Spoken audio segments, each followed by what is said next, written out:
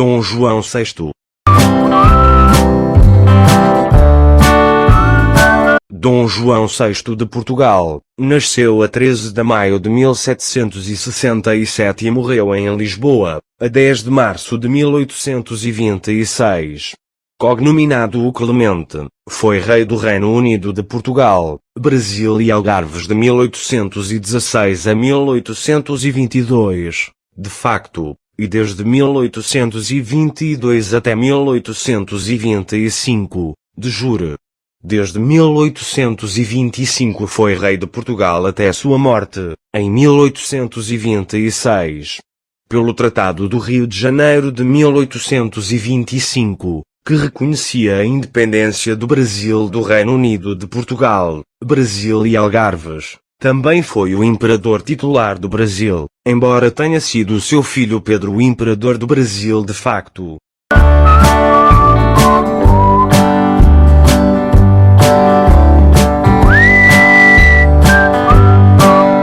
Um dos últimos representantes do absolutismo, Dom João VI viveu num período tumultuoso, e seu reinado nunca conheceu paz duradoura.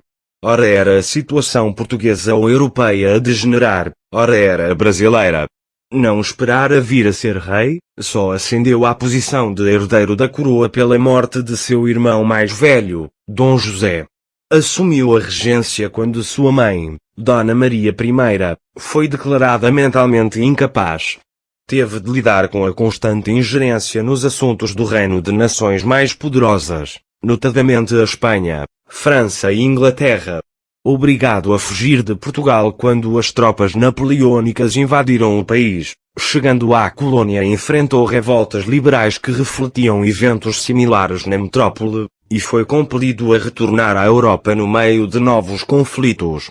Perdeu o Brasil quando seu filho Dom Pedro I proclamou a independência e viu seu outro filho, Dom Miguel, revoltar-se, tentando depô-lo. Finalmente, foi provado há pouco tempo que morreu envenenado. Seu casamento foi da mesma forma acidentado, e a esposa, Dona Carlota Joaquina, repetidas vezes conspirou contra o marido em favor de interesses pessoais ou da Espanha, seu país natal.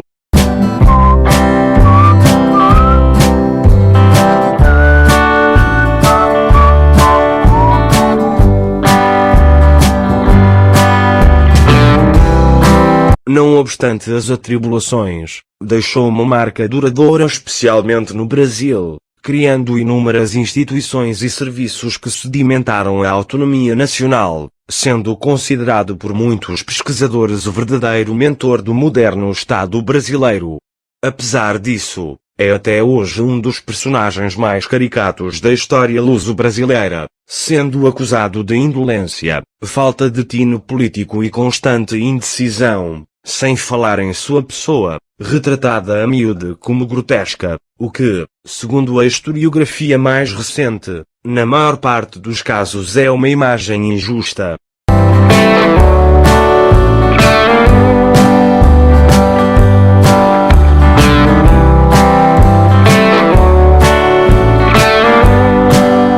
Em 1807 foram assinados os Tratados de Tilsit, entre a França e Rússia, e de Fontainebleau, entre a França e Espanha, onde definiu-se a conquista e partilha de Portugal.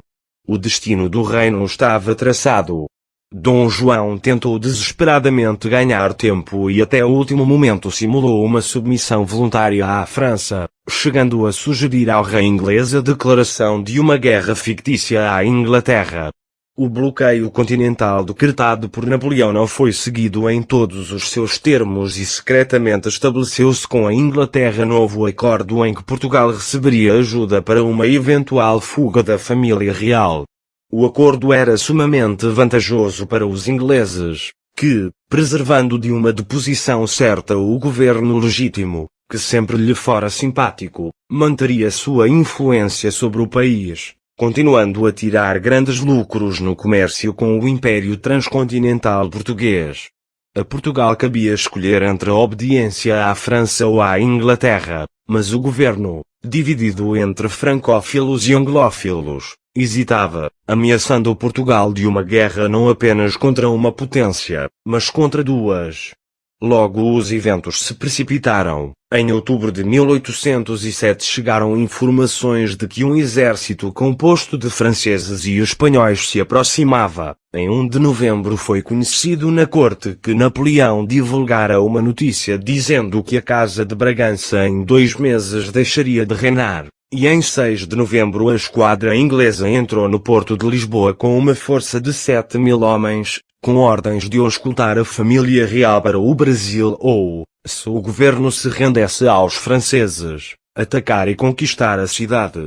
Depois de angustiada ponderação, pressionado por todos os lados, Dom João decidiu aceitar a proteção inglesa e partir para o Brasil.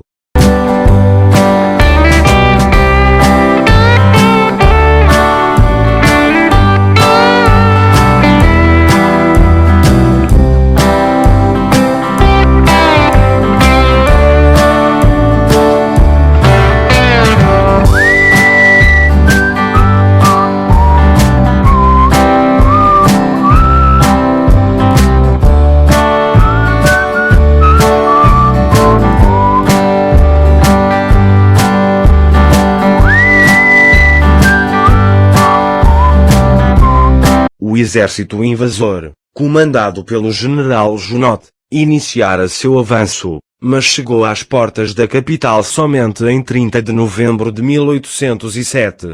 O governo não estava a par da situação do inimigo, e de qualquer modo já era tarde.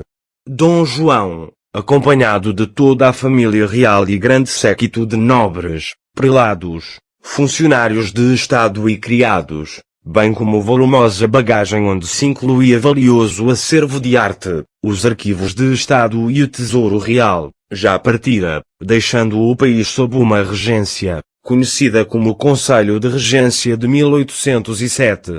A ideia de uma mudança da sede da corte para a América como ato geopolítico já existia em Portugal há muito tempo. E de facto alguns meses antes já haviam sido feitos alguns preparativos para a eventualidade, mas neste momento a fuga teve de ser realizada às pressas, debaixo de chuvas que deixaram as ruas num lamaçal, e causou enorme tumulto em Lisboa, no meio de uma população entre atônita e revoltada que não podia acreditar que seu príncipe a abandonava.